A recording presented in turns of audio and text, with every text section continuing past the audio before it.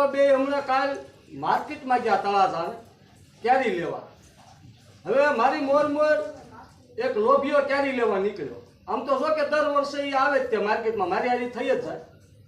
મેં મારા મિત્રોને કીધું કે આ ભાઈ જે મોર હાલ્યા જાય ને એ કેસર કેરી વાળાની જો લેરીએ ઊભા રહે તો તમે કયો એ હું તમને ઇનામ આપીશ.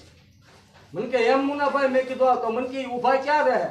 મેં કીધું ઓલા ખાટા ધડબા મળતા છે ને અવડા એ ન્યા ઊભા રહે. મને કે તો આજ પાછળ જોવું છે. મેં કીધું હાલો. અને ભાઈ બન્યું એવું જ છે. મોટો જબર ઢગલો કરીને અવડા ધડબા કાસા પીડ્યા હતા હો, ન્યા જઈને ઊભો રહ્યો.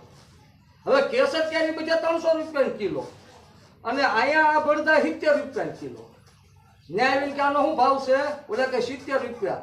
એ કે ખબર નહીં શેઠ, દર વર્ષે તમારી પાસેથી જ લઈ જાઓ, કાંઈક વ્યાજબી રાખો. શેઠ કે 60 આપજે ભાઈ. અને શેઠનું કાયમનું ઘરાક હતું દર વર્ષનું. પછી મેં મારા મિત્રને કીધું, મેં કીધું એ નથી કાસા ભરદા લે હે કેરીના, ઘરે લઈ જા હે. આ પીળા યાર જે તમને દેખાય છે ને એને ઘરે લઈ જાય, સાઈલ ઉખેડી નાખશે.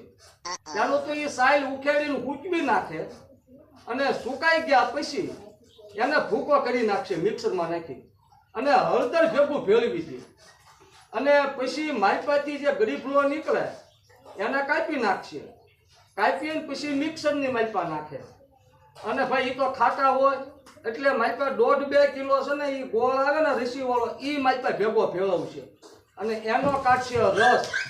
અને પછી દૂધ નહીં નાખે, પાણી નાખે માલપા.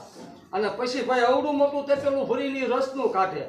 અને એ પછી ગોઠલા જે હોય અને એમાંથી થોડા ગરીબલામાંથી કાંઈ પણ સોટ્યું હોય તો એ છોકરાને બોલાવશે ઘેરો કરી, વૈશમાં પોતે બેહે, ગોઠલું આમ રાખે.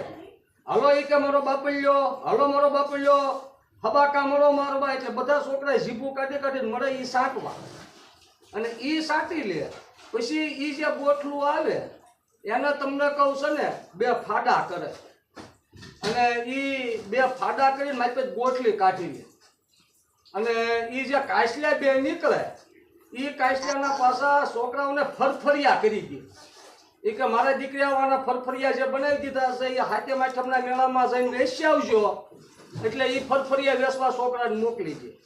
અને પછી જે ગોઠલી હોય એ ગોઠલીના ઝીણા કટકા કરી અને માઇપા થોડું ઘણું મોરસને એવું ભભરાવી કાઢવી અને એનો મુખવાસ બનાવે.